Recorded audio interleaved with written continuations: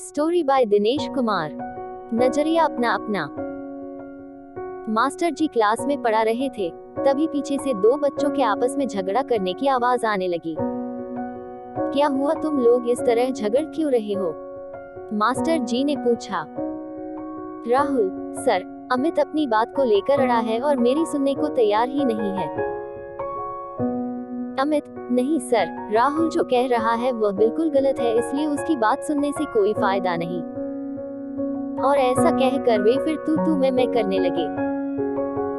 Master जी ने पास आने का इशारा कहा, तुम दोनों यहाँ मेरे पास आओ। अगले ही पल दोनों परस्पर व्यंग्यात्मक भाव लिए मास्टर जी की टेबल पर पहुंच गए।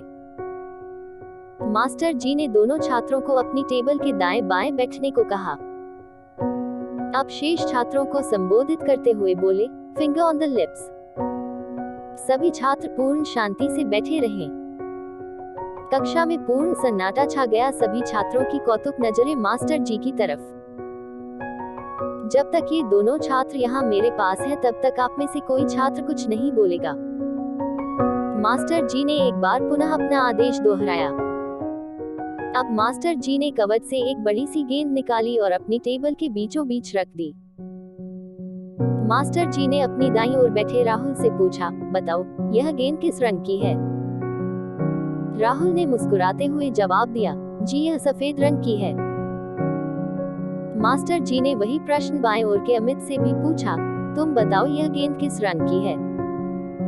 अमित पूर्ण विश्वास के साथ बोला, जी काली है।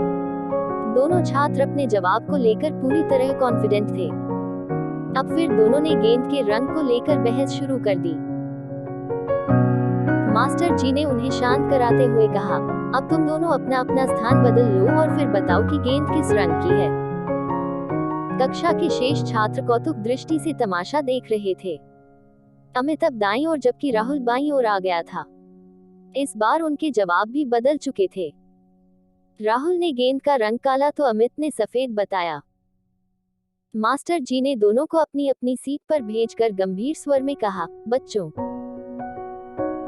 यह गेंद दो रंगों से बनी है और जिस तरह यह एक जगह से देखने पर काली और दूसरी जगह से देखने पर सफेद दिखाई देती है, उसी प्रकार हमारे जीवन में भी हर एक चीज को अलग अलग दृष्टिकोण से देखा जा सकता है।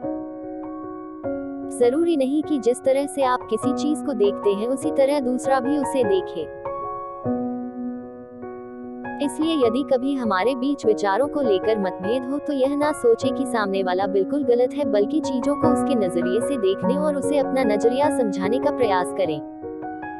तभी आप एक अर्थपूर्ण संवाद कर सकते हैं। सभी छात्रों ने करतल ध्वनि से मास्टर जी की बात का समर्थन किया। उंगली से दाहिनी ओर इशारा, शिक्षा, तारांकन। आइए उक्त कथा से सीख लेते हुए हम भी एक दूसरे के नजरिए को समझकर अपने बीच उपजी संवादहीनता को दूर करने का प्रयास करें, क्योंकि संवाद ही एकमात्र वह प्रक्रिया है जो हमारी गलतफहमी को दूर कर आपसी रिश्तों को मजबूत बनाती है। इस कहानी से मिली शिक्षा को अपने जीवन में जरूर अपनाएं। प्रेरणादायक कहानियां प्राप्त करने के लिए हमारे चैनल से जुड़ जाएं।